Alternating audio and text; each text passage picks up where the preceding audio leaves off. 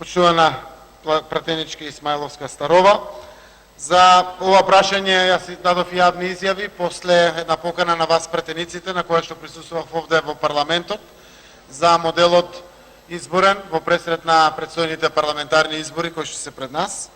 Сакам уште еднаш да напоменам и да разграничам во делот на одговарањето на два фокуси на самиот одговор.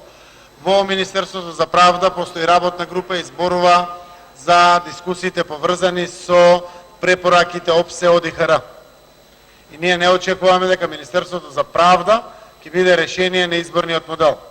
Според мене, решението на изборниот модел, дали ќе остане ист, дали ќе се менува, е работа на парламентот. Убаво е да се постигне консензус по вакви прашања.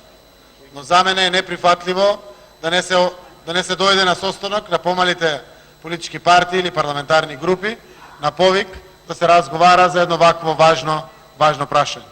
Јас бев присутен како председател на најголемата политичка партија во државата и кажав јасно своите ставови дека Социјалдемократскиот сојуз и коалицијата со која што настапивме на изборите застанавме за една изборна програма во која што стои ветувањето една изборна единица.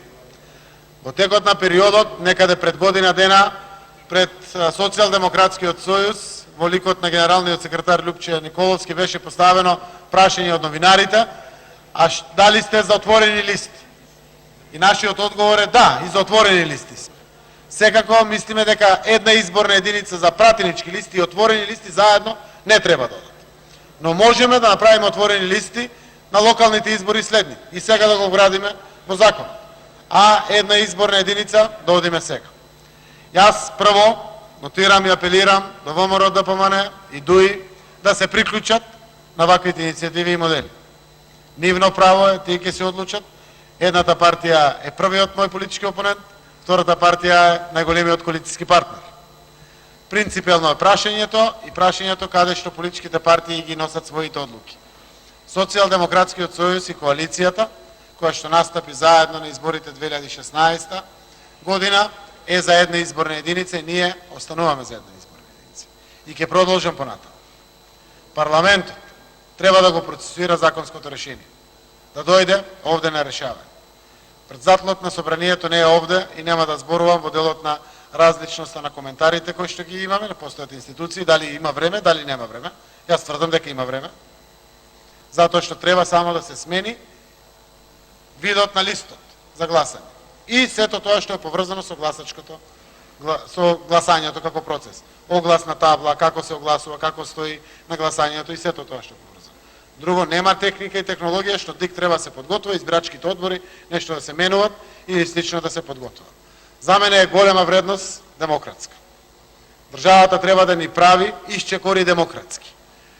Ова представува значаен демократски исчекор, каде што напоменувам, најмногу губи Социјалдемократскиот сојуз, па губи ВМРО ДПМН, па губи ДУИ, ама мислам дека добива ДУИ. Па после сите доле добиват. Значи, сите по број колку што имале историски гласови. Сите добиват. На крајот добива демократијата во државата. Ја отклонува можноста за евентуално идно поставување на автократи во државата. Ова е сериозна придобивка. Штеди на политичките партии трошоци во кампања. Кога една изборна единица, таа е кампањата. Кога се 6, имате 6 различни видови дел од трошоци во кампања. Што се прави? Штеди пари. Кога штеди пари, штеди буџетски пари, штеди и пари на членството кој што ни плаќа членарина, и донатори кои што ни донираат за избори и слично. Така да придобивки има многу, но најголемата придобивка е демократизација. Дава можност на помалку бројните партии да учествуваат овде во парламентот и на крајот имаме мултиетничка земја, дава посериозна можност за посериозна застапеност на помалку бројните заедници.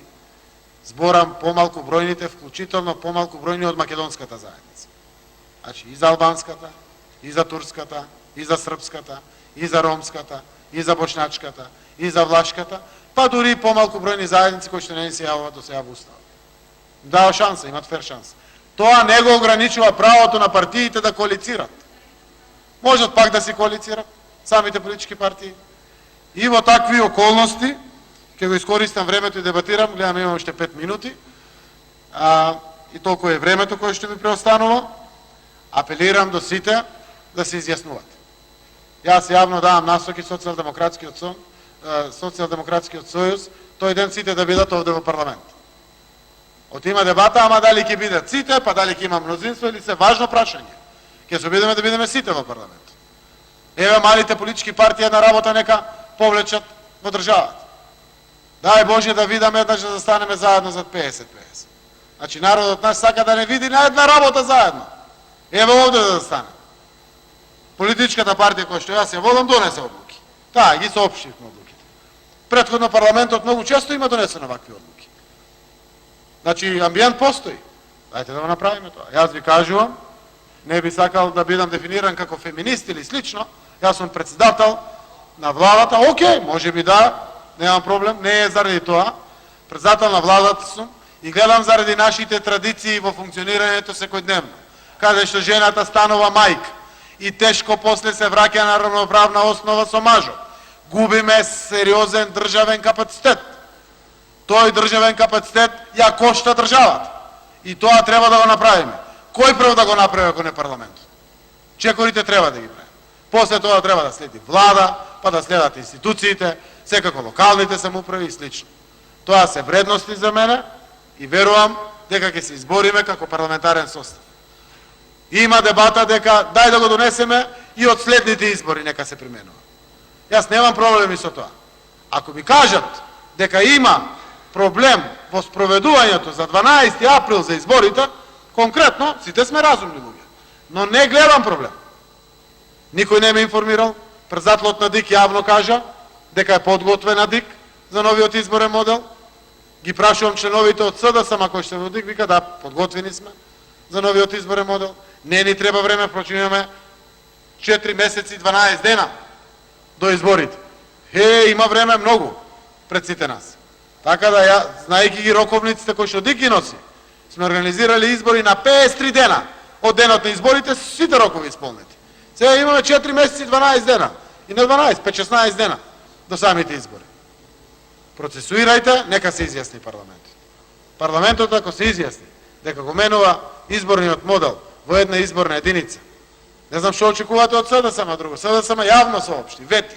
И сега треба да спроведе. И тоа е наша намера да спроведеме.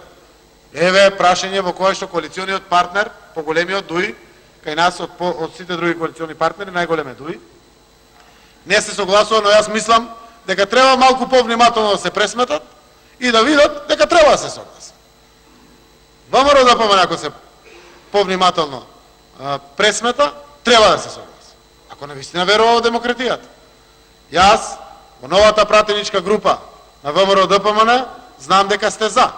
И за мене е јасно дека верувате во демократијата. Сакате да направите да придонесе исчекор во демократските вредности во државата. Ако ги имаме на повидок од парламентот, ќе ги имаме повеќе по сите вертикали после тоа во државата. Очекувам државотворен капацитет, партиските интереси да ставиме на страна, кога се работи за интересот на граѓаните на државата.